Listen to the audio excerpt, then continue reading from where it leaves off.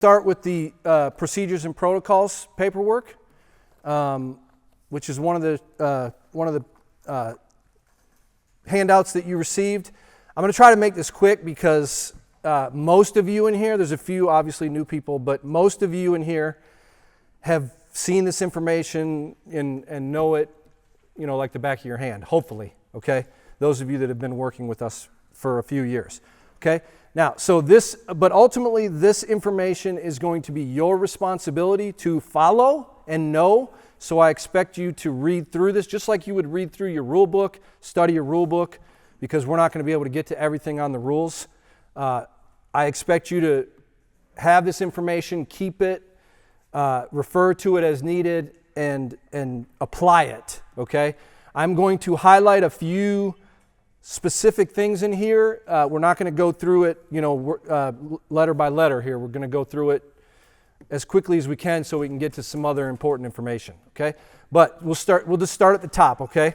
One of the biggest things that I am big on is your arbiter account, okay? Making sure that you have the proper information in there. So it starts with your physical home address, because you're going to get paid for your travel based on what you put in for that physical address. It also is important that you put in a cell phone number and check the public box in your arbiter profile so that other officials can see your phone number, okay? And so that I can see it in case I don't have it. And then you can skip the ready part there. One of the most important things on this is number 4, which is keeping your calendar up to date with blocks on dates and specific times that you can't work. Okay, so I'm going to say this probably 10 times in tonight and next week, and throughout the season I'll probably say it 10 more times at least. But that is one of the biggest things, if not the biggest thing, as far as administration that is going to frustrate me and will ultimately frustrate you. If I get frustrated, I'll get frustrated with you. That just leads to problems. It leads to, bad things. So we don't want that, okay? So do your best to block your calendar on Arbiter. And if you're not on there yet, I will make sure you're on there, soon, within the next couple days, okay? All your work dates, your anniversary, your birthday, any travel that you do for work, any vacations. If you're working, if you're refereeing for anyone else, it's super important that you use the calendar to block. And then I will add to that as well, and we'll talk about this a little more later. Communication with me is extremely important, especially if you're working for other assigners. I have no problem with you working for other assigners. I'm not going to stand up here like some people might do and tell you that you can't work for other assigners. I think you should. You're an independent contractor. However, it's super important that you communicate with me and you block your calendar as much as you can. I understand emergencies will come up, things will happen, whether it's work or personal related. I can deal with those and I can maneuver and work with you as long as you are respectful of and understanding that you need to communicate with me on those kinds of things as quickly as possible. Good. All right. Moving on here. Go down to letter E. Of course, with letter D, you have to purchase all the necessary equipment. We'll talk about that later. Letter E is a little bit different from past years. So we have a registration fee. It's $60 this year. It's up $10 from last year for returning officials. So anyone that's officiated volleyball with Breakaway last year will pay $60. First-year officials, anybody first year in volleyball, will pay $40. Okay? So, and I'll know who that is. So, and that will be deducted, unless you want to pay me tonight, but you don't have to, okay? That will be deducted from payroll, which we'll talk about here in a few minutes as well, okay? All right, moving on to assignments. Letter B, again, all assignments go through Arbiter Sports. Letter B says you have 72 hours from the time I release the assignments for you to accept them. So what happens is I may put a block of games like a week or two in a row on Arbiter where I can see them, but you can't. All you can see is that there's a pending game. Like if you went to Arbiter and looked at a specific date and I had pre-assigned you a game, you'll see a pending game, but you can't see where, what time, or anything like that, okay? Until I release it. to you. So typically what I like to do is schedule at least a week at a time and then release that full week of assignments. Does that make sense? So once I release, you'll get an email. Some of you may get a text if you have the text notification on as well. And from that point until 72 hours later, you'll have a time frame to accept the assignment. I say accept because if you've taken care of your calendar and block dates that you can't work, there would be no reason for you, unless an emergency came up, to decline an assignment. Okay? So you have 72 hours to accept an assignment once I release it to you, which you will be notified when I release it. So it's super important. If you don't check your email every day, you probably should. If you're officiating any sport at all, you should probably check your email every day.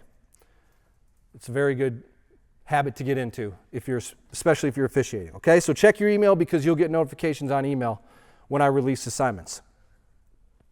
Okay, declines and turnbacks. Again, I'm not going to go into great detail on this. I don't want to do any of those things that are listed on there, but I will if I'm forced to, based on non-communication and non-emergency declines and turnbacks. I'm going to stop right there, and I'm going to take any questions anyone has real quick. If not, we're going to move on. No questions. Okay. All right, good. Go down to communication. Next line item there. We're not going to spend a lot of time here. You're going to need to read through this. There's different reasons for you to email me or to call me or to text me. Okay? There's different reasons for that. Read through that and know which one to do in which situations. Typically, letter B, you're not going to have a partner. Very rarely will you have an R2, or you might have line judges, depending on where we're at. So you may need to communicate with a partner. So if you have a partner assigned with you, you can communicate with that partner and say, hey, I'll be at such and such place. I'll see you on 30 minutes before. I'll see you at 4:30 for a 5 o'clock match or whatever it is, okay? So that's a good practice to get into. But most of our matches, you're going to be by yourself, okay? So you won't have to worry about that. Once you're on site, letter C, schools and game sites. Once you're on site, it's important that you find a gym administrator and let them know you were there, okay? Why? Because, well, for one, if you're paid on site, which some schools still pay on site, very few, but some do, then you'll want to, hopefully they'll give you your money, but you can request payment before the match, or you can ask about it as long as it's done professionally, okay? So read through that. If you're not paid and a site is supposed to pay you on site, don't make a big deal about it. Send me an email with the details. That's a situation where you would send me an email, okay? All right, moving, you can pretty much skip over the coaches section. Some of this information is also for basketball, so we'll skip over that. Most of the coaches' information there is specifically for basketball. So the next page is our uniform page. Letter A at the top is volleyball. So we're gonna have a Breakaway Sports shirt, a specific shirt for Breakaway Sports. Okay, and you will be required to purchase one if you don't have one already. And if you have one, you can purchase more. Okay, it's going to be $45. I think it's written in there on your sheet. An additional $45 fee. You are required to do that. It's a one-time thing. You only need one, but you can get as many as you want. All right. Okay, so the shirt is one. Along with the shirt, we wear all black dress pants. We will not wear shorts. We will not wear sweatpants. We will not wear wind pants. We will wear black dress pants. If you officiate another sport like basketball, for instance, you understand that, okay? If not, you can ask me after the meeting, and I can help you. I can show you what exactly that means, because there are some people that interpret what black dress pants really are in different ways. So, but the biggest thing there is we're not wearing shorts. We wear pants all season for our games, okay? Black athletic shoes, black socks, and then you have a Fox 40 whistle and a lanyard. So some of you may have a whistle that I've provided for you last year, a white Breakaway Sports whistle. If you do, and you use a lanyard to go with it, a white lanyard is best, but you can use a black one. So if you have a white whistle, a white lanyard is best. If you have a black whistle, a black lanyard is best if you're going to use a lanyard, okay? Which I would suggest you do for volleyball. Additional equipment needed for volleyball only. For volleyball here is, and I did not bring my stuff to show you. I meant to do that. Oh, well. Anybody bring their equipment with them? Steve Rice, you always come in clutch for me. No? I'm just kidding. Okay.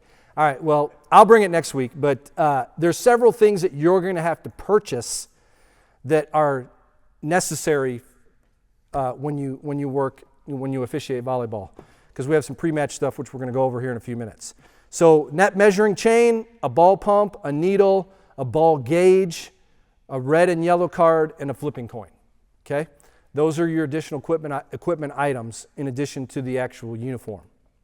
All right, skip through the rest of that. You can read the part about, the hair and facial hair. That's not super important here, especially for volleyball.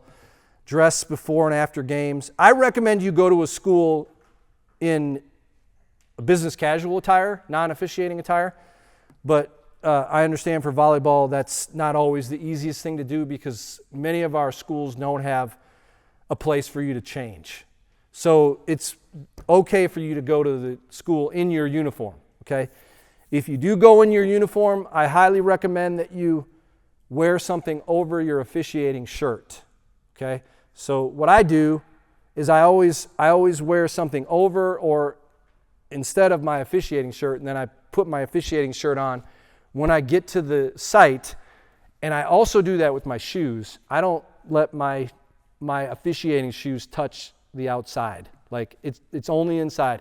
So that's for basketball and volleyball. So, and again, that's your call on that. That's not a requirement, but I always carry my shoes and my shirt with me in my bag along with my flags and other things, which I'm sorry, I didn't even mention that. In additional equipment, you will also need flags, potentially. Okay, and we'll talk more about that later. Okay? All right, so there you go on the dress. And then general appearance, just remember, again, this is a general reminder, you represent something that's bigger than yourself. You represent Breakaway Sports, and even more so, you represent officials all over the world. And so it's important that we strive for the highest possible standards, both on and off the court. Okay, any questions on uniform or communication before we go forward? Long sleeves are permissible if it's a cold gym. Yes, sir. Okay, great. All right. Any other questions? Okay, moving on here.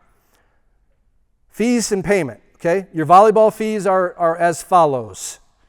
Your game fee is $60 per varsity match. That's for R1. Okay, which again, 99% of our matches are R1 only.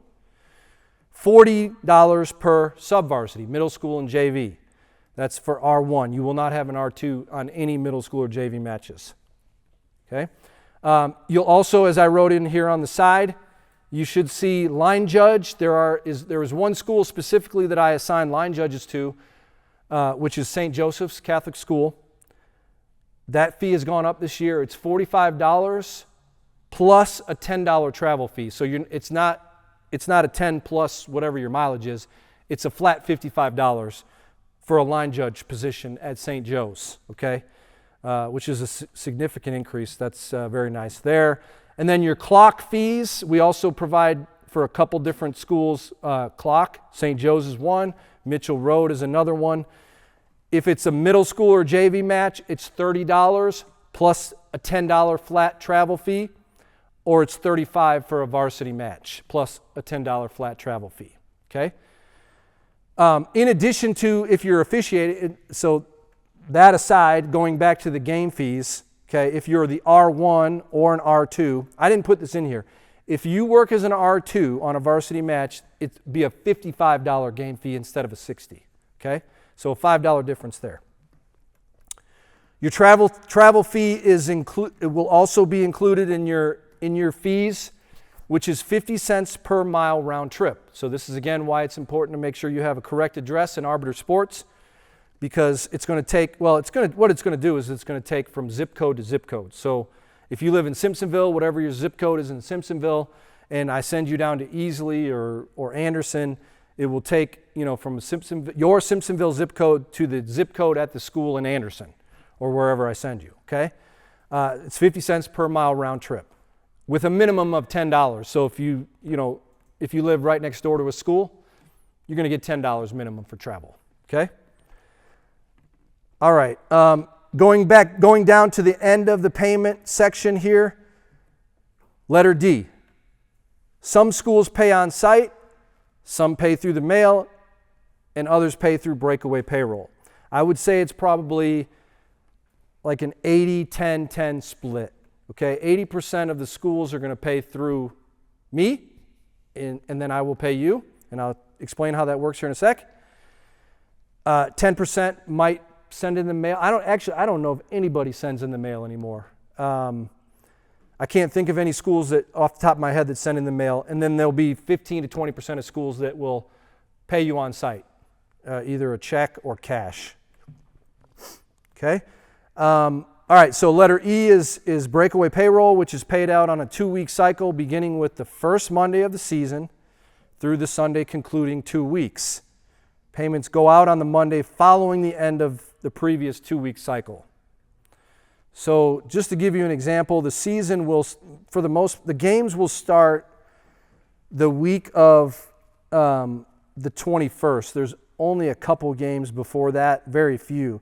So we will take the 21st as the, I'm sorry, not the 21st. The 18th, I apologize, I was looking at July. The 18th of August, we will take that date and go 2 weeks.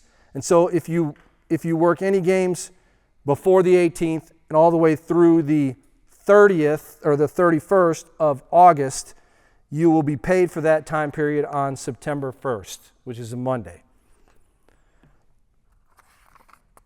And then the final thing on payment here is you will be paid digitally, and PayPal is the preferred method.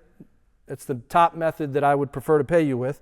Zelle is also an option which is connected to your bank, okay? I'll gather that information from those of you that are not connected with me on that later.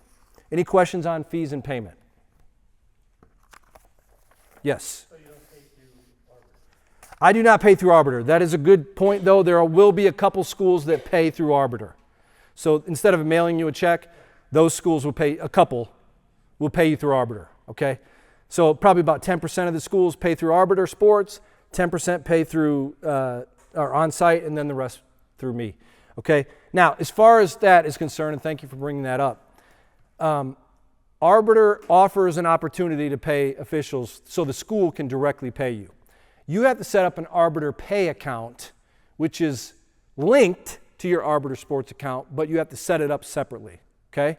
So if you don't have an Arbiter Pay account set up, you'll need to set that up as well if you would like to get paid from the couple of schools that I might send you to that pay through Arbiter Sports. Like St. Joseph's, for one. Legacy will also be a school that will pay through Arbiter Sports. Okay? All right. Any other questions on pay? Good. Going to the next page. You can read through most of this stuff. One thing of note under game day, letter C, you must be on site 30 minutes ahead for school games. We don't have church league games for volleyball.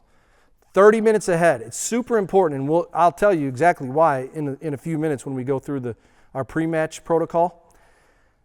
You got to be there 30 minutes ahead. That's pretty crucial, okay? So, again, I understand things will happen, emergencies will come up, traffic, so on and so forth, but that 30-minute window is crucial, and let me say this in regards to how that should affect how you block on Arbiter, okay? Arbiter will take into account a few things, like your travel, for the most part, it's not going to take into account traffic, but it will take into account your travel, your generic travel time from one location to another, okay, when you block. However, you're going to have to block, like, if you get off of work at 4 o'clock, you're not going to be able to work a 4:30 match. It might be difficult for you to work a 5 o'clock match unless it's, within 30 minutes, okay? So you have to keep that in mind and block accordingly. So if you get off of work at 4 o'clock, I would block until at least 4:30. Because from my perspective, when I'm looking to assign you a match and you block till 4 and I see I got a 5 o'clock match to give someone, okay, I'll give you a 5 o'clock match, but if you can't get there within 25, 30 minutes, then it's probably not best for you to work that. Now, there's going to be some emergencies and some situations where I might call or text you and say, hey, I know you work till 4 o'clock or 4:30 or whatever it is. I don't have anybody else to work this match. Can you make it work? And if you're a few minutes after the 30-minute time period, that's fine. Okay, so those will be one-off situations where I'll directly communicate with you, though. Okay, so just keep that in mind when you're blocking on arbiter. Okay, all right. Next point down, other expectations. We won't spend a lot of time here. Make sure you read through it. The only thing that I will note here is letter A. Especially for volleyball, this is important. We need to have facility reports. So I need facility reports if there's issues at facilities. If you have dangerous situations, there are dangerous like areas where player safety might be involved, or if you have like a specific area that's supposed to be padded, like the standard or the chair, the stand for the referee is not padded correctly, I need to know that.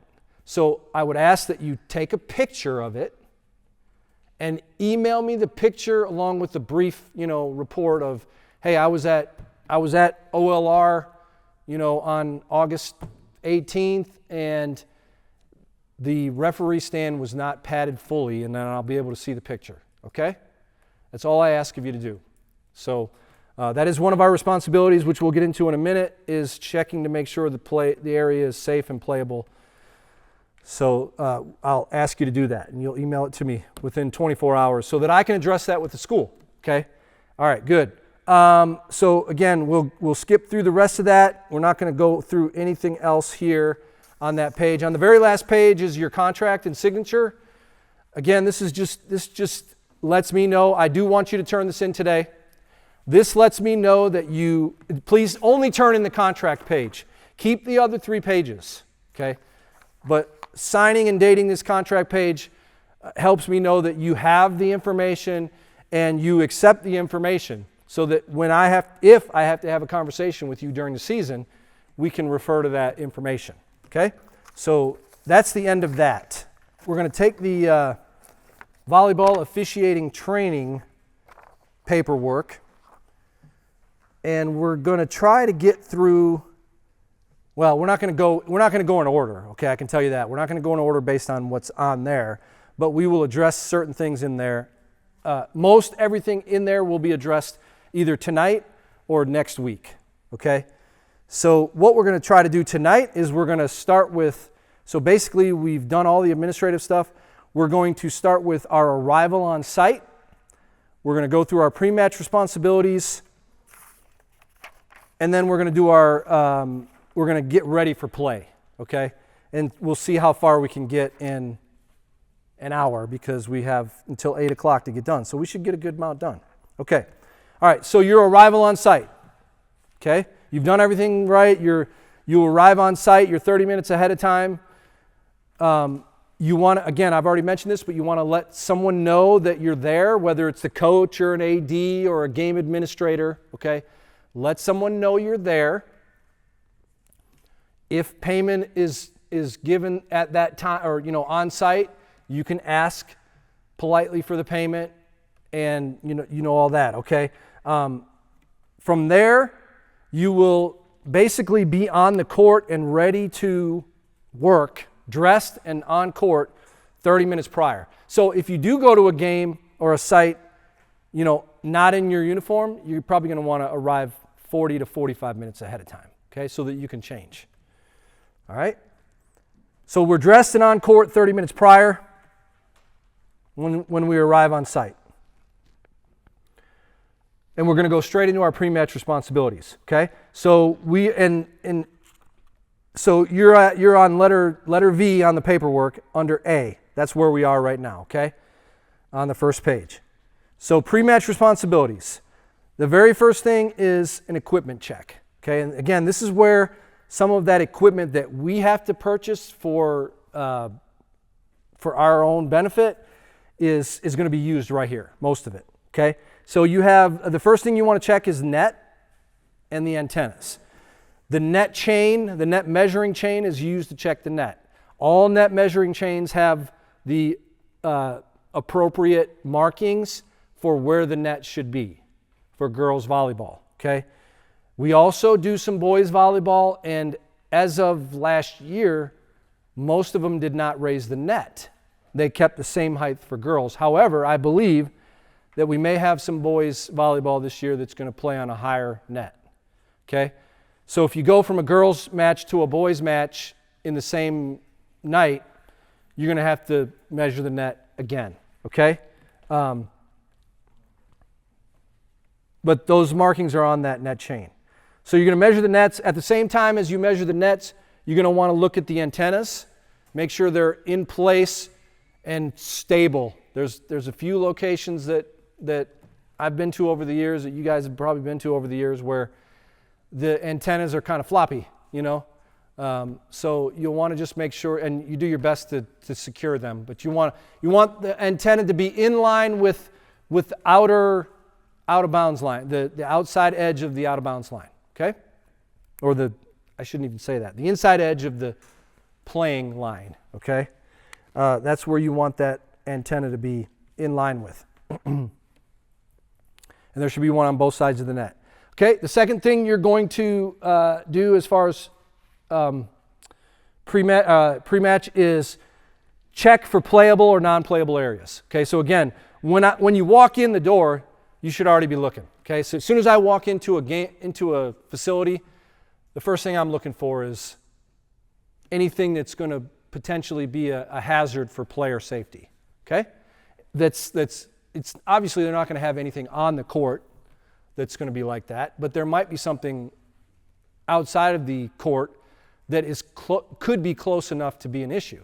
Okay, so that's the first thing you should look for is anything that's a safety hazard to players that should be addressed in your pregame.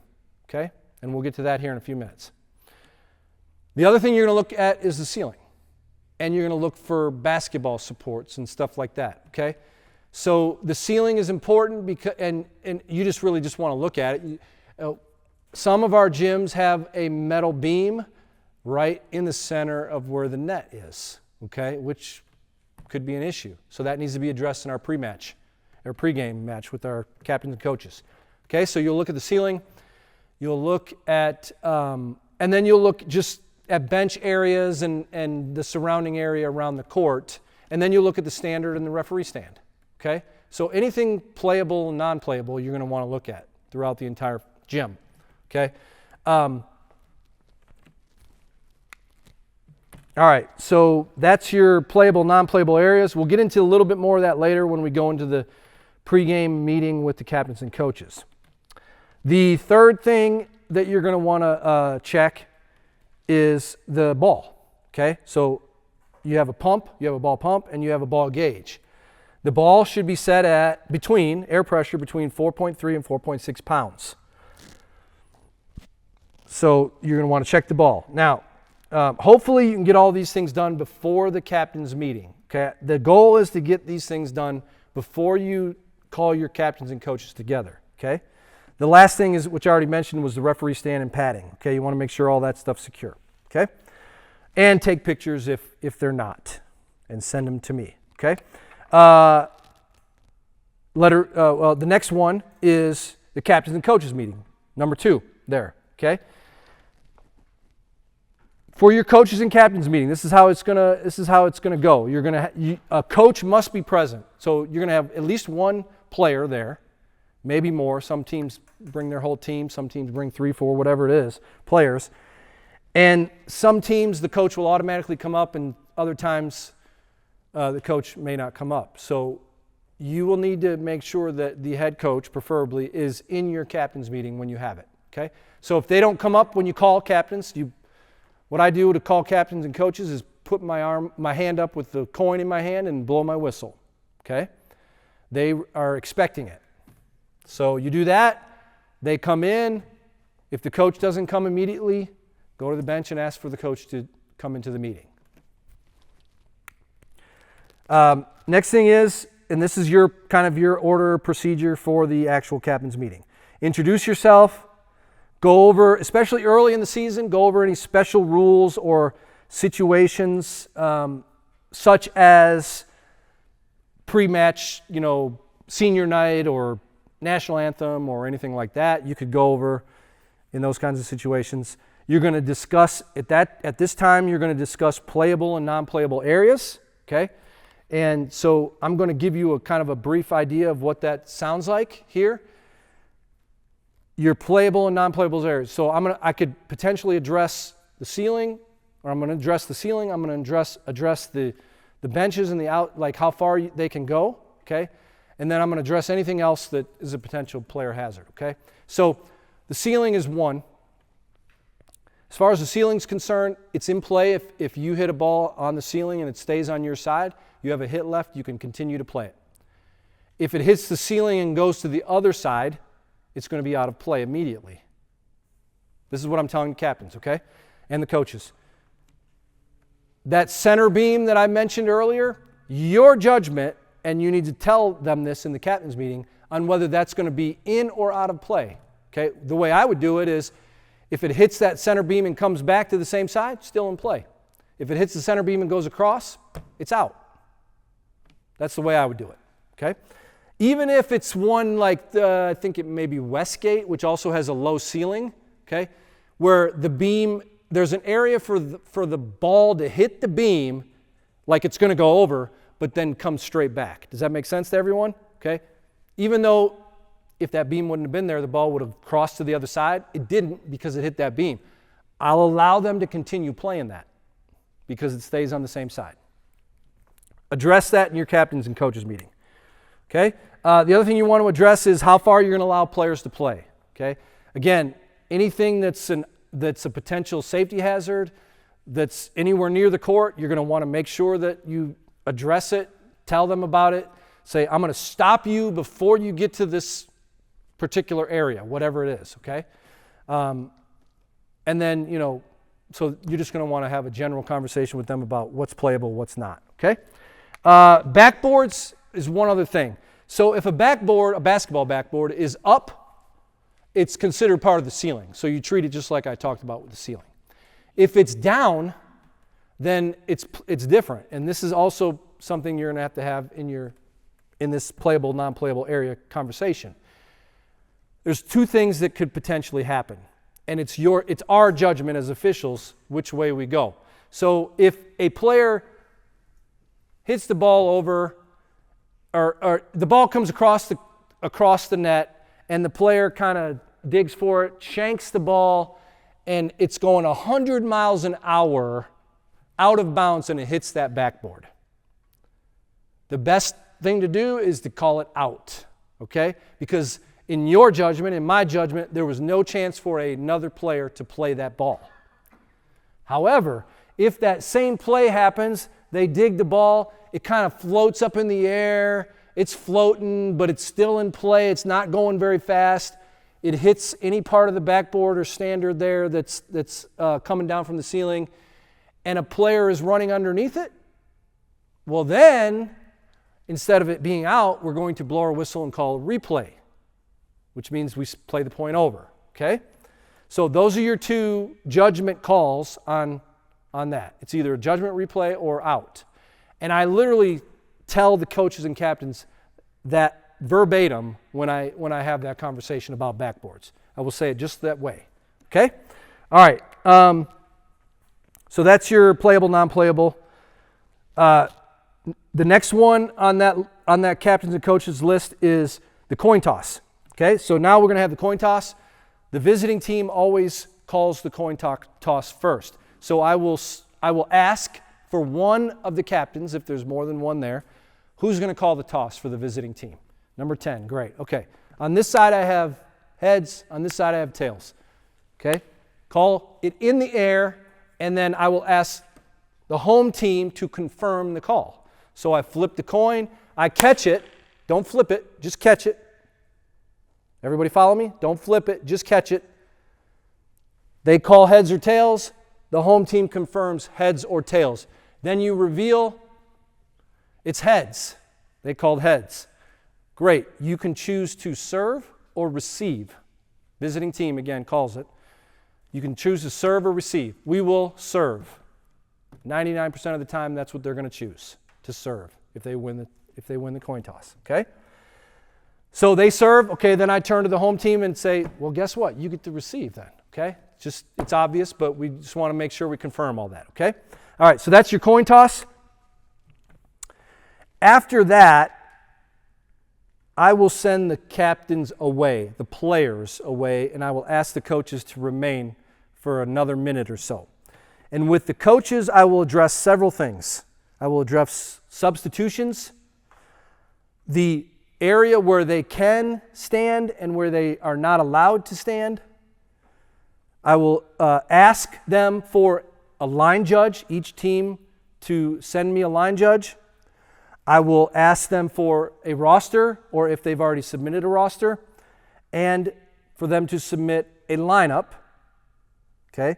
And then I will ask if they have any questions.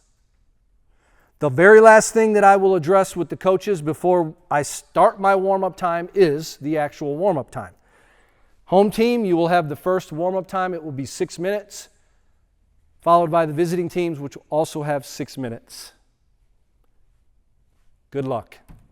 Okay, I'm going to stop right there and ask if there's any questions or comments, anything that I missed.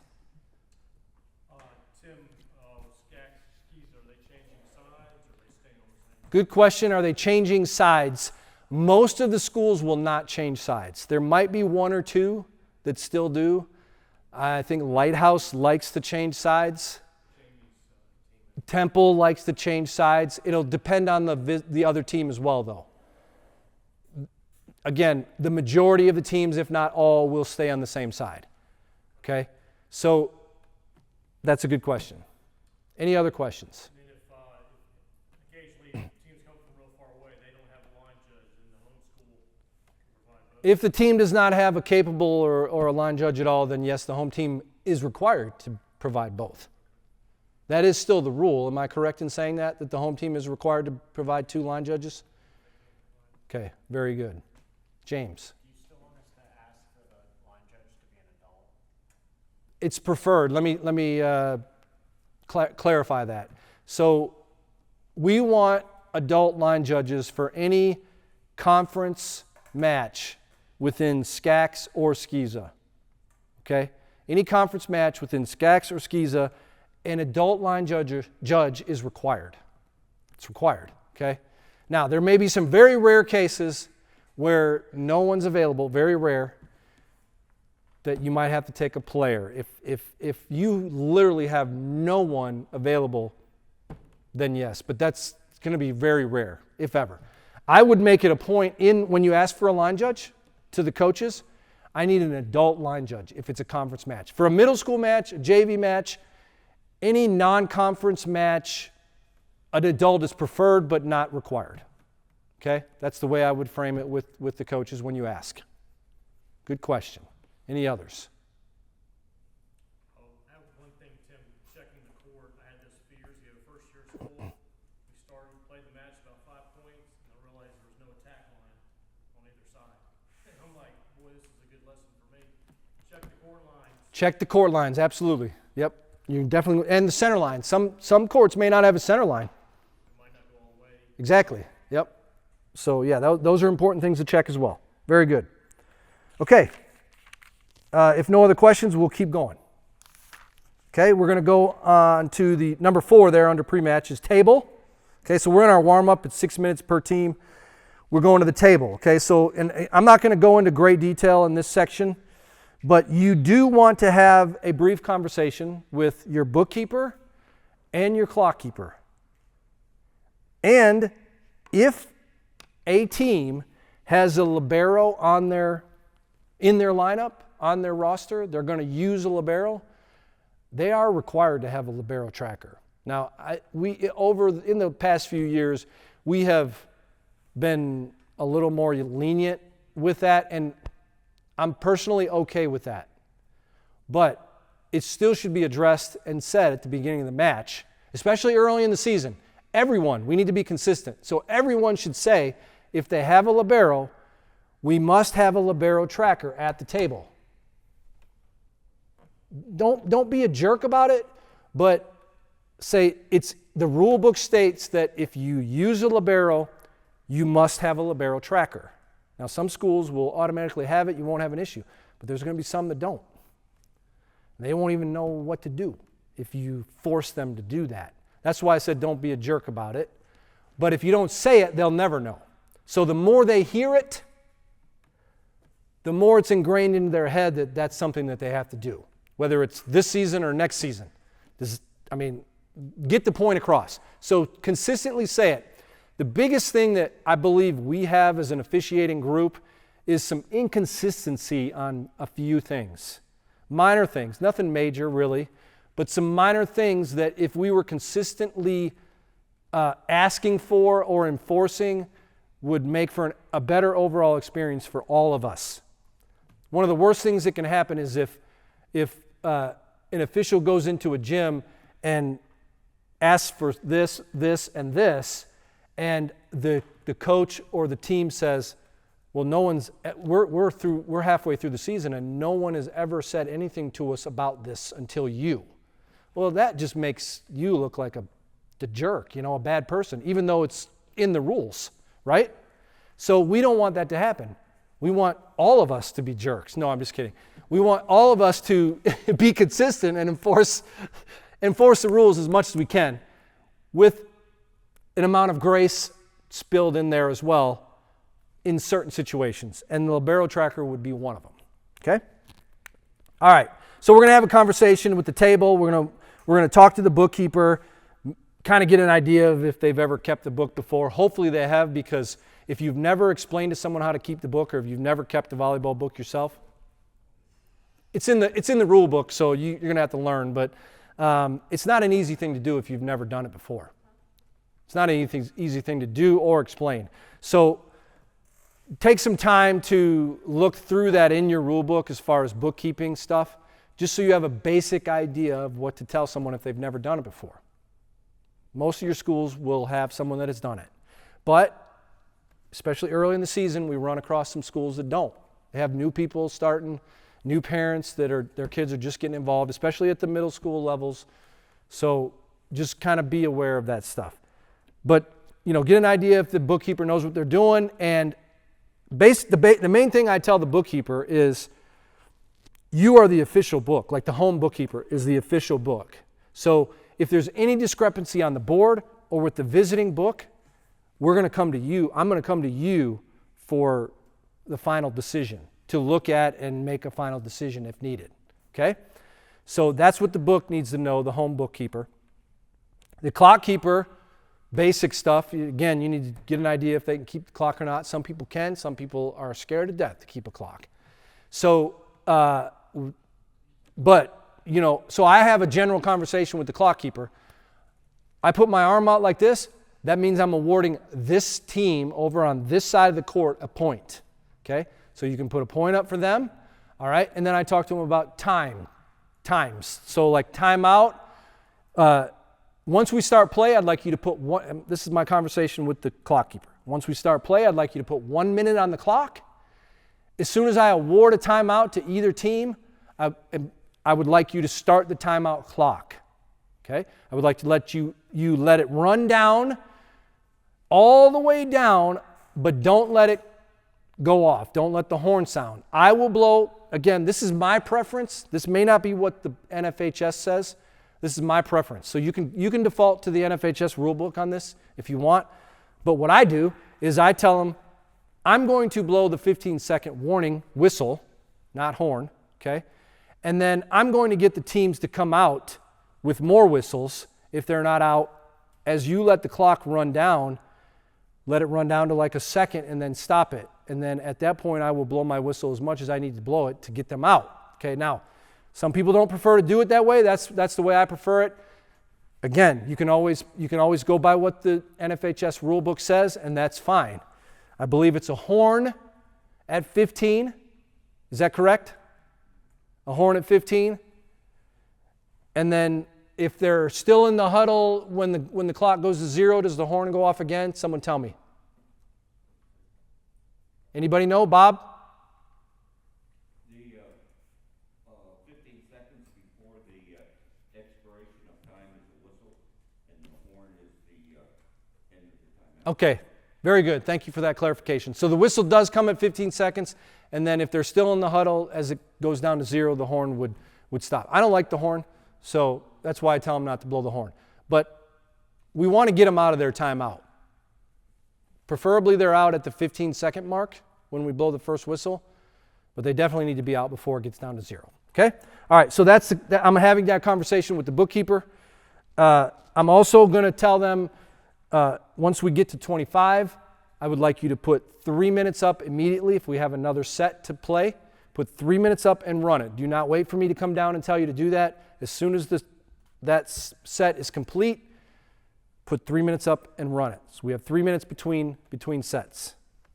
All right? Scott, did you have a question on that?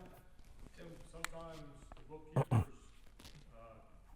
keep it by club rules, not high school rules, and that gets very messy. So when you have your pre match, talk to them, make sure they're keeping it by the high school format. Okay, but well, I don't want to get into a long, drawn-out discussion on that here. To be honest, yes, that's what they should be using, but if they're comfortable using the USAV format or the other format, and I can understand it, if I have to come look at it, then I'm fine with that. Okay? But yeah, you can confirm that with them. Hey, are you using NFHS, bookkeeping protocol to start with? If they don't have an NFHS book sheet, all they have is a USAV or something like that, then that's what you're stuck with. But I understand. It's similar. There are some differences, I understand, but it's similar. So we're not going to spend a lot of time on that, but fair point. Okay. Okay. So that's our conversation with the table, with the book and the clock, and we're asking for a libero tracker. The next thing we're going to do is talk to our line judges. So ideally, these conversations are going on during warm-up. Okay, that's why they're listed after warm-up. So line judge conversation is next. Here's how the line judge conversation goes. If you can remember, actually, I was gonna use a whiteboard, but that's okay, I won't. Write this down if you have a pen, if you don't know it already. SALT, S-A-L-T. You could also do last, L-A-S-T, but either one. SALT is the one that I use, okay? So each letter stands for something that you're going to talk about in your line judge meeting. So you have to have 2 line judges. You take them. I like to take them down to a corner where one of them is going to stand so that I can kind of get, they get that perspective. And then I go through the following 4 things with them. The S in SALT stands for serve. I talked to them about the serve, what's legal, what's not, okay? The A, and again, I'm not going to go into great detail on any of this tonight. You'll have to look through your rule book on some of this stuff. The A stands for antenna. The antenna is out, by the way, so if the ball hits, goes over, or goes outside of the antenna at all, including in the net, it's out, okay? The L stands for lines. The line in volleyball is in, so if a ball hits the line, it's in. It must go completely outside the line to be considered out. And the T in SALT is for touch. Okay? Touch, and I'll talk about touch more when we go into signals here in a few minutes. Touch is a specific situation. There's a couple specific situations where touch would come into play. So you have serve, antenna, line, and touch. Those are your criteria for talking to line judges. A couple other things with line judges. Now, if the question was already raised, are the teams going to switch sides, which the majority of them will not. That means that you're going to want to switch your line judges each set. So they will switch sides because the teams do not. So in the past, when the teams did switch sides, I would always take who I deemed to be the better line judge, the more qualified, the one that paid closer attention. I would put them on the far side from where I was because I need them to be more attentive, especially to the antenna on that side, because I can't see it when it goes outside or, even touches the antenna sometimes with everything that's going on, okay? So, but since we have to switch the line judges each set, you're pretty much stuck with both of them, being on that side at some point, okay? It is important that you stress to the line judges that they are a part of our team, they are part of my team, your team, okay? And that they need to pay attention throughout the match. Between sets, all that kind of stuff, I let them do whatever they want. But when the match is going on, their cell phone should be in their pocket or somewhere else, okay? They should be paying attention. They should be making good eye contact with me up on the stand and giving me good signals. We'll go over signals in the signal section in just a minute. All right, I'm going to stop right there and ask or make sure all of our questions are addressed in that before we move on. Any questions in that? No, very good. All right. Okay, so we are now on to our final pre-match checklist, which isn't necessarily, all this stuff is not in this paperwork, but it's basically under lineup checks. All right, so, but I'm going to add a few more things. So our warm-ups are done, the teams are at their benches, and we're almost ready to start play. But there's a few things that have to be done. If you haven't gotten the lineups yet, you need to get the lineups. Secure the lineups from the coaches or from the table, because obviously the table will need to put them into the book as well. Okay, so you have the lineups in your hand. I have them in my hand. All right.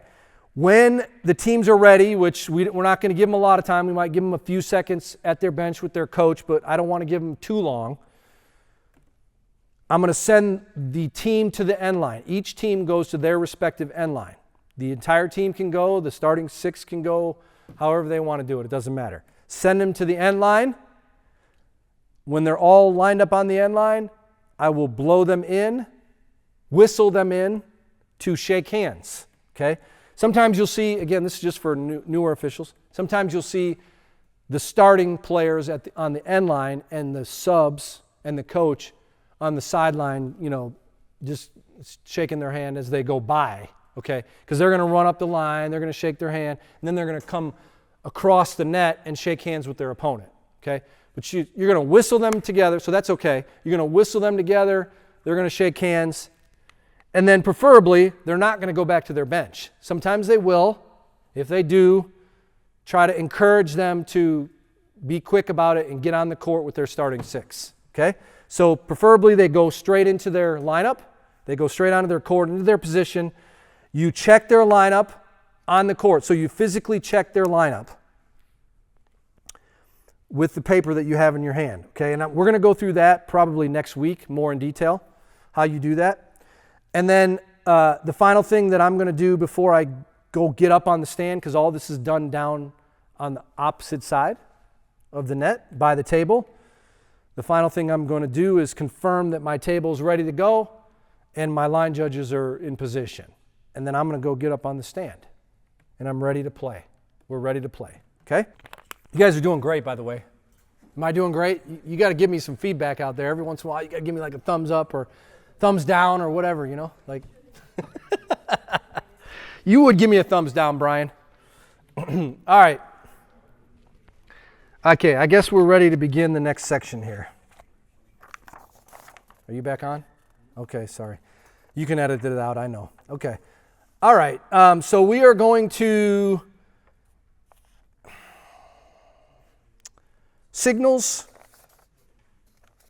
on this, which I believe is it in here somewhere?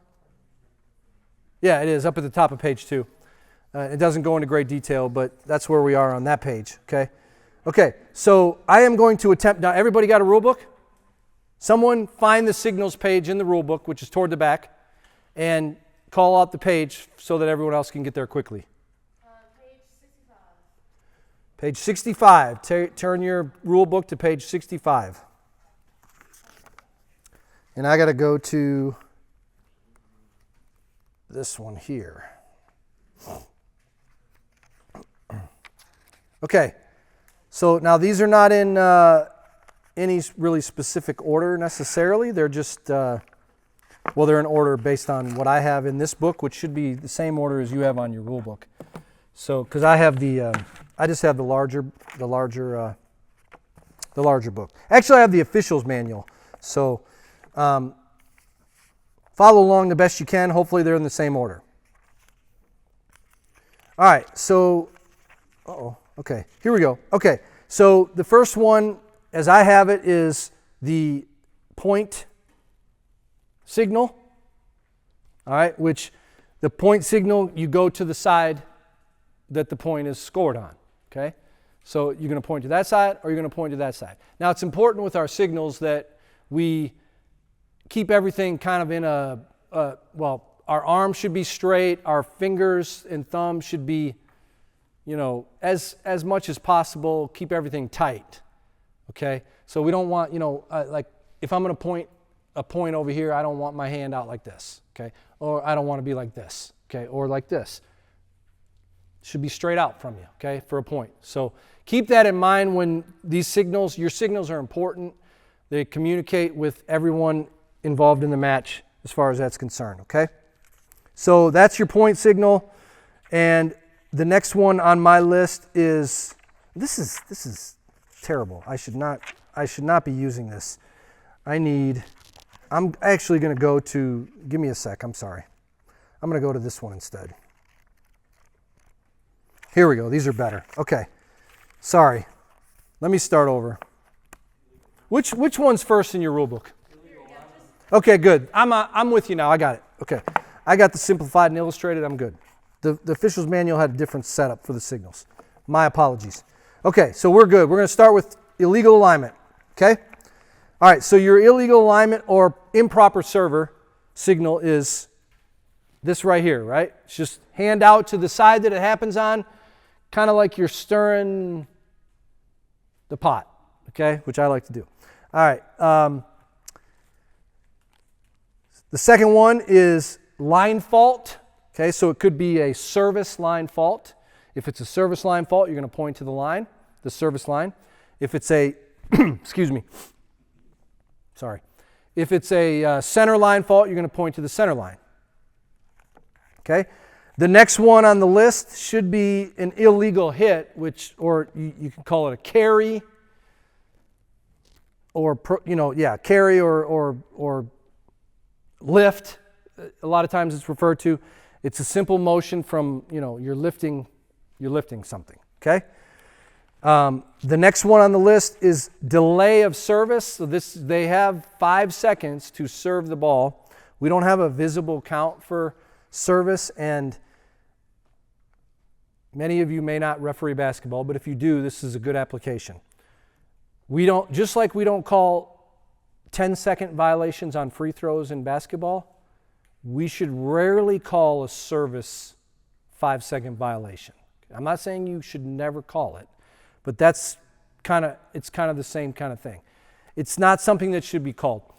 I would rather be more preventative in that way, and if a player takes an extra long time to serve one ball and then they have an opportunity to serve again, maybe I'll kind of tell the player or I'll call the captain over and say, hey, can you ask your player to speed that process up a little bit, okay? Instead of calling the violation. But by rule, they have 5 seconds. If they go beyond 5 seconds, this is the signal for that. 5 out, up on the side that it happens, okay? The next signal is going to be over the net, okay? So, and I'm going to attempt to, as much as I can, give some situational type stuff with a lot of these signals as well, okay? So, which is kind of getting us through some of our rules too. So over the net signal is this, okay? So again, it starts with the side that it happens on. So if the over the net violation happens on this side, I'm using this arm to do this. If it happens on this side, I'm using this arm. That's important to note for all of our signals, that you use the side that it happens on, okay? All right, so over the net is, and this is where we're gonna talk briefly about some of the rules, okay? An over the net violation would happen when, I gotta save my place here. An over the net violation would happen when a defender, okay, a player from the defending side of the net crosses the plane and touches a ball on a player's first or second contact, okay? On a third and attacking contact across, a defender or blocker has the right to come across and can legally cross the plane and block. Does that make sense? Now, that's the simplistic way to say it, okay? There might be a little bit more involved there, but the times where you're going to see this happen, the main time that you're going to see an over the net violation is when the first ball is passed from the back row, or it's passed to the setter, and it's a tight ball at the net. The setter is coming up to take the tight ball at the net. Sorry, I got to stay in video frame here. The setter is coming to take the tight ball at the net, and that defender crosses the plane and puts their hands and, maybe the setter's down here, the defender puts their hand up there and touches the ball as the setter's trying to set the ball. That's where you're going to see that violation the majority of the time, okay? So if you ever see a pass tight to the net, that's an indicator that you might need to look at your blocker. One of the things you're going to have to pay attention to is your blocker for over the net violation, okay? All right, so that's your over the net violation signal and where you might see that play. The next one is a net fault or net serve violation. So the only time you will, in my estimation, the only time you will ever make this signal toward the net is when the serve goes in the net, or when a player goes into the net, okay? You will not make this signal if the ball goes into the net on anything other than a serve. I'll get to that in just a minute. Does everybody follow me there, though? Okay? So I've seen officials do a net signal when the ball is hit into the net. Not on a serve, but during other play. Okay? It's not hit into the net. It's not a net serve, or it's not a net fault. It's in on the side that it goes in on. Okay? Does that make sense? All right, so your net service fault is for a net serve or when a player contacts the net. Okay, the next one is illegal block. This is back row block. Again, your arm is going to be used on the side that it happens on. Okay, so I'm sorry, not attack. I apologize. Attack is this, not block. Attack. Okay. All right, so your attack is this one on the side that it happens on. This is when a back row player illegally attacks the ball, okay? Now, a couple situations where you're going to see this primarily. You should rarely see this, especially if the team has any clue at all. Now, there was a few years ago, I won't name the school, but it was a very low-level school that doesn't have a real high volleyball IQ, if you follow my train of thought here, okay? And they had one player that was better than the rest of the team, dominated the rest of the team. Obviously, that player has to go from position to position. They're going to spend 3 positions in the front row and 3 in the back row. Well, that player, no matter where the ball was, tried to attack the ball. Or where she was on the court as far as position, she tried to attack the ball, okay? So the first few times that she did that early in the season, at least when I had her, you have to call it, right? You have to pay attention to that. So it's important that you know who's in the back row and who's in the front row for illegal back row play, okay? Now, you're not going to see that very often, especially if you have, the majority of our teams have somewhat of a volleyball IQ, and that won't happen. Where you're going to see it more is from a setter, okay? So again, the setter is going to spend potentially 3 positions in the front, 3 positions in the back. When that setter's in the back row, which some teams play 2 setters always from the back row, okay? Different forms of play. So you may have a different setter come in and they always play out of the back row.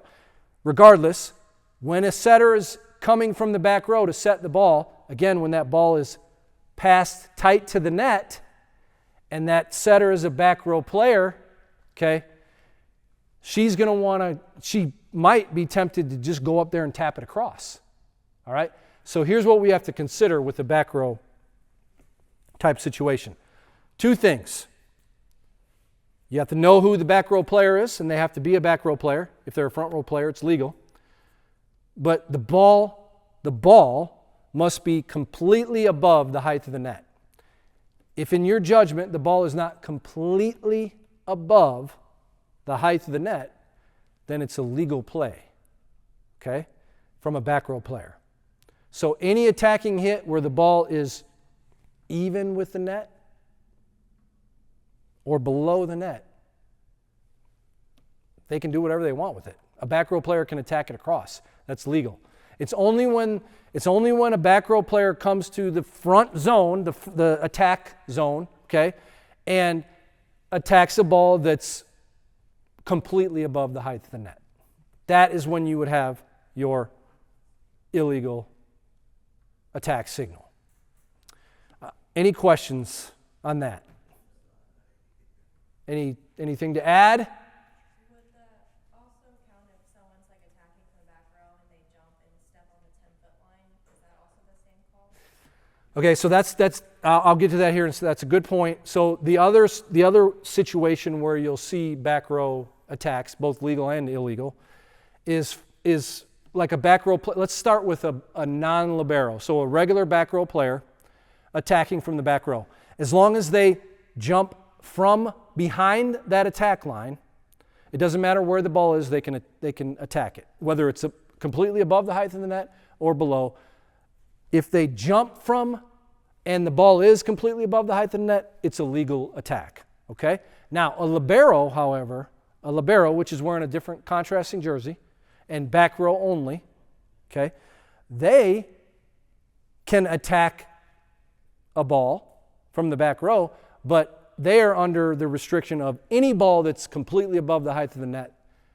If they attack it, it's illegal. And that includes from behind the attack line, okay? So if they jump and in your judgment, the ball is completely above the height of the net, they jump and they attack it across and complete an attacking hit, it's illegal. Okay? Make sense? Good question. We're moving on unless someone has anything else. Okay, good. Illegal block is the next one, or screening. Same signal for both, illegal block or screening signal, 2 hands, palms facing out, up like this, okay? Now, an illegal block is basically the same criteria for an illegal attack as it is for an illegal block, except for it's from the defender's side instead of the offensive side, okay? So if a ball is completely above the height of the net and a back row player comes up and participates, what's the terminology here? Participates or completes? Can someone tell me that? Bob? You're my rules expert. I don't know about that. You're talking about the composite block, right? Yeah, like if it's 2 people in a block and they're a back row player is part of the block, do they have to contact the ball for it to be illegal? They basically have got to be within, say, an arm's reach of each other. So like you have a libero standing next to a front row player, and the front row player reaches up to block, and say the libero might jump up, but not have any part of her hands above the top of the net, she's still considered a part of that block. Very good. So she doesn't have to contact the ball. She might not even, like you said, she might not even jump all the way up. It's still considered an illegal block. Okay, very good. And not just the libero, any back row player. Okay, very good. Tim, Yes, sir. you're doing a great job. You passed a couple of rules about reaching over the net. There's two things that also need to be considered. One is if the offensive team completes their attack hit on the second team hit, okay? And it's your judgment on whether or not it's an attack hit, okay? If it's gonna clear the net, the defensive player has the right to go ahead and block it completely on their side. However, in that same scenario, if the ball is not, in the official's judgment, going to clear the net, that they cannot touch the ball, because the ball is going to go into the mesh, and unless everybody is off the court and has no chance on playing the ball out of the net, that would be their only reprieve. Okay, But chances are, they're going to be called for reaching over. very good. Okay, thank you, Bob. All right, let's continue here. The next one, screening. I'm sorry. Screening we could talk about a long time, or we can try to keep it brief, which I'm going to try to do. Again, screening is not called very often. Let me say it this way, if I can. I kind of like to apply things to basketball since I officiate basketball too. I would liken a screening call to a 3-second call. It's not my favorite call to make. I can make it if I have to, but it's not the first place I go. A screen should be called if it's blatant. Okay, if it's blatant and obvious, it should be called. But if we can prevent it, if we can use some preventative officiating measures and talk to the players or talk to the captain for the team that is potentially screening, that's what we need to do. Okay? So just keep that in mind. But your signal for screening is the same as the illegal block. All right, next one is ball touched. Okay, so this is our touch signal from our SALT acronym on the line judge. So a touch, again, and this is part of our signal protocol here. We want to make sure that we start our signals on the right side of the court. So if the ball is touched out of bounds and stays on the same side, hear me out here. There is a difference between an out and a touch, okay? If the ball goes across the net to this side and a player shanks the ball and it stays on their side and hits the ground, that is a touch. And it's going to be from this side this way, okay? If that happens on this side, the touch is going to be over here. So your first arm goes up on the side of the touch, palm in, second arm goes up, palm out with a little release there, okay? Make sure you do it on the side that you're on, okay? All right? So that's your touch. The difference between a touch, just so we can kind of piece this together, and an out of bounds is if the ball crosses to the other side of the playing court, to the opponent's side, by that team, as they hit it across but it goes out of bounds, that is an out of bounds, okay? So it's important to know the difference. If it crosses to the other side, it's out and is out, it's out, okay? If it stays on the same side and it's out, it's a touch, okay? There's your difference on touch, okay? And so let me just say this, because this is one of our line judge signals as well. Most of our line judges will have flags. If they don't have flags, they'll use the same signal we do, okay? If they do have flags, it's flag and hand on top, okay? That's how we signal, your line judge will signal a touch. Hand on top of the flag, all right? Okay, next one is 4 hits. So this is pretty obvious, and it's important that you count each hit by each team member on each side of the court, playing court, each time. I know it gets monotonous because you're going to do it a lot, but you have to count, Okay? So if a team contacts the ball 4 times on this side, 4. Okay? All right. Now, let me give you an idea. Just so you know, a legal block is not considered a touch. Okay? A legal block is not considered a touch. So, as the ball is attacked across, and you got blockers on this side over here, and they block the ball, but it stays in bounds, the first touch will be the dig, okay, not the block. So, in essence, they get 4 hits, but a legal block is not considered a hit. All right? Just so everybody's on the same page there. Where you're going to see 4 hits a good amount is when an attacking third hit hits the tape and not the block on this side, but only hits the tape on their side and comes back. Now, these can be hard to judge sometimes, especially when you have a higher level of play, because sometimes you're not going to be able to see if it's blocked or if it hits the tape and comes back. Does that make sense? So, but if you clearly hit it, see the tape, and no block, no touch by the defender on the block, and come back, and then they hit it again, that's a 4, okay? And that's where you would call that. So that's 4 hits. Double hit, we're going to stop right here for a minute because one of the major rule changes this year is how we call double hits, okay? That's the main rule change this year is a double hit. But here's where a double hit, so a double hit is, the signal is 2, okay? If you have 2 distinct actions by the same player in a row, that's a double hit. So a player does this, and then, they do this on the next ball because they just pop it right up in front of them, and nobody else gets it, okay? That's a double regardless, okay? But if you have, this changed a few years ago, on the first contact across, am I still in frame here? Okay? A player digs the ball and boom, boom, off of her 2 arms, that's considered 1 hit. That's not considered 2.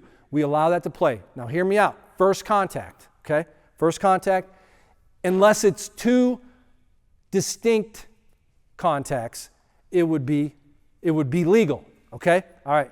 Now we have this year a new rule where on the second contact, anything that stays on the same side of the net, so typically it's going to be a setter, okay? Typically, it's going to be a setter. Whereas before we had to judge, double contact here and whether it went across or not. If it was a double, we would call it a double, right? Okay? Now, if it stays on the same side of the net, we don't have to worry about it. Stays on the same side of the net, we don't have to call a double. Okay? But hear me out here. So you still need to observe and judge that contact. Whether or not you blow your whistle, you still have to judge that overhand contact. Because if the ball crosses the net, it's then to be called a double. Okay?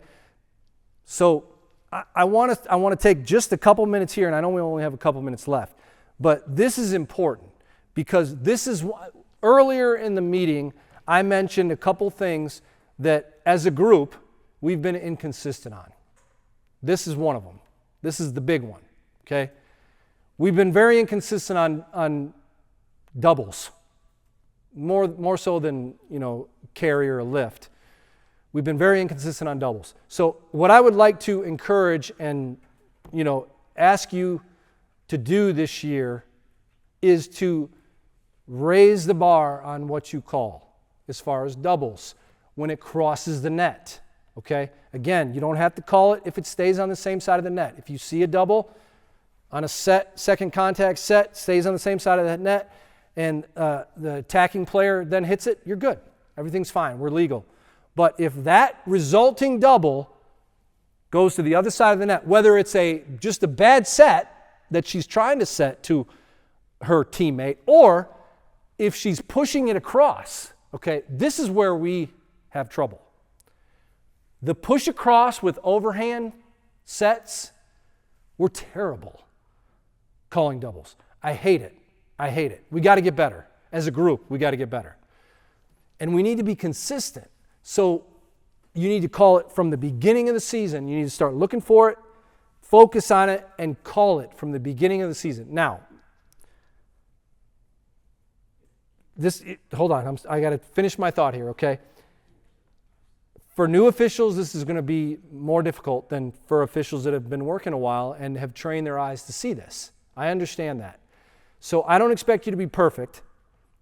What I do want you to strive for is consistency within your own game above all else. So if you, as you start to see more plays and more plays like that, okay, if you pass on one that's marginal or even if it's bad and you freeze, you don't blow your whistle, okay, that's fine, especially as a new official, that's fine, okay. And then you see one on the other side of the net a couple plays later, you should pass on that one too. If it's a similar play, okay, if it's a similar situation. Now, if it's different, if it's a carry or a prolonged contact type situation, that's different. Similar situation. I got a player that pushes the ball across the net, and when you judge it, you think to yourself, okay, that was a double, but you don't blow your whistle. A couple plays later, the opposite team does the same thing. That was a double too. But I'm going to let that one go too because of consistency in the match. Now, you don't have to do that the whole match, but you do need to do it from play to play. Does that make sense? Okay?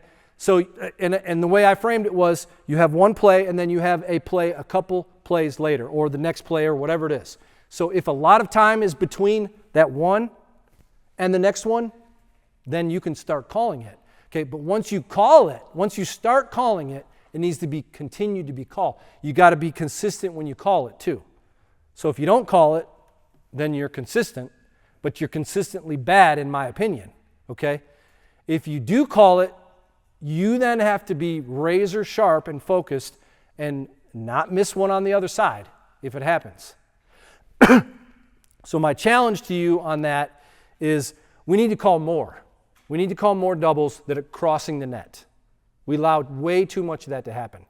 And I'm going to be honest with you, this is going to be a hard lesson for some of our lower level teams. They're not going to understand because we haven't called it. And nobody's ever called it on them. Trust me, I've been in situations where I've called it and they look at me like I've got 5 heads because no one's ever called it on them. So, but that's why I'm saying we need to work on, as a group, being more consistent, looking for it early, getting it early, and continuing to get it, okay? So we need to be consistent as a group, but you also have to be consistent individually in your games, in your individual games, okay? I know that's a lot. I hope that makes sense. Super important, though. That's one of the biggest things that I've seen in my observations of our officials in the last, 10, 15 years is we're not calling enough and we're not being consistent on it, on doubles. Same thing applies for lifts and carries, but I think we're better with that. We call more of those. I see you call more of those. We don't really have a major problem with that, but the doubles we do. So just remember, if the ball goes over the net on overhand setting action, you better watch that action. Watch it closely. And if you think it's a double, call the double. Here's the thing. This is a new rule changes here, so the coaches should know. And if they don't, you let them know real quick. You let them know early in the season. This is a new rule. This is a point of emphasis. So if we don't get it early in the season, it's going to be very hard for us to get it halfway or through the season or at the end of the season. Okay? All right, good. That's doubles. Can I stop there and ask if anybody has any questions about that? Yes, Charles. That's something, because I know with the other sports that I'm involved with, when we get new points of emphasis, during the scrimmages, we bring these up at the meeting with the coaches saying we are really going to focus on this so that at the scrimmages, girls are also now being aware that we're looking for it too. Yes. Yes, we can. So that will be done in our scrimmages. I'll be at all the scrimmages. So we do our scrimmages I do my scrimmages a little bit different. I'm at all the scrimmages. I observe all the officials, okay? I only have, 3 or 4 max scrimmages, and you're only required to go to 1 or 2. But I'm there, I observe them all, and I give you feedback, okay? So, but yes, the answer to that question is yes, we will address, as best we can, we will address that to the teams in the scrimmages. I will say that most of our scrimmages are like jamborees, so we're going to have lots of teams there instead of just 2 teams. So it's a little more difficult to do that, but we'll do the best we can. The key is for us to call it in the scrimmages too. And so then when they ask the question in the scrimmage, why was that a double? It's a point of emphasis this year. Any overhand action that is not legal, that crosses the net, is going to be called a double. Okay? So anyway, good question. All right, let's finish up with our signals and we'll be done. We're a few minutes over here. So, all right, so the next one is ball lands inbounds. Again, inbound signal is to the side that it lands inbounds. It should be open palm and your arm should be angled down toward the attack line, okay? Do not point your arm to where the ball lands, okay? So if the ball lands all the way down there, don't do this, okay? Just, you consistently point to the attack line every single time, okay? All right, so that's a ball in. And as far as a line judge is concerned, a line judge in with a flag would be flagged to the center of the court, okay? Or in with 2 hands if there's no flag, okay? Next one is out of bounds antenna fault, okay? So an out of bounds is palms in, up like this, all right? And the line judge would do the same thing with no flags. If they have a flag, they'll raise it straight up in the air. If it hits an antenna, it's out antenna is what I do, okay? That's more of an informal signal, but it just lets everybody know it's out because it hit the antenna. And for line judges, it's out, flag, point to the antenna, okay? Begin serve. Again, arms straight out here like you're giving a point. You bring it all the way across to your opposite shoulder, okay? With the whistle, of course, that comes with the whistle. Substitution is just like a travel in basketball, 3 or 4 rotations, and then you're going to beckon the player onto the court or authorize them to enter, okay? So now this is when you're in R2 down, you're pushing them. When you're in R1 up, you're on the opposite side. I still push. You don't need to do this. You can if you want. You can do, but I'm just going to do this, and then I'm going to beckon them in with an underhand motion like that, okay? All right, a point, we already said what the point was. That's straight out. Replay or reserve is 2 thumbs up in the air like this, okay? Timeout, again, to the side that it's called on. So this side calls a timeout. I'm starting with this hand like this, and I'm bringing my other arm over and into a T formation. Same thing on this side. Boom. Okay. Or, some people are pretty particular about that. So you're not supposed to do the roundhouse. You're supposed to bring it out like this. Okay. Whatever. Just do it on the side that it's supposed to be done on. And don't turn your arm like someone does. I won't name who that person is. All right. The last one is team. I don't know what that one is. Anybody know what that one is? Oh, you point to the bench for the timeout. Sorry. That's followed, yeah. So it's timeout, point to the bench. Thank you. Okay?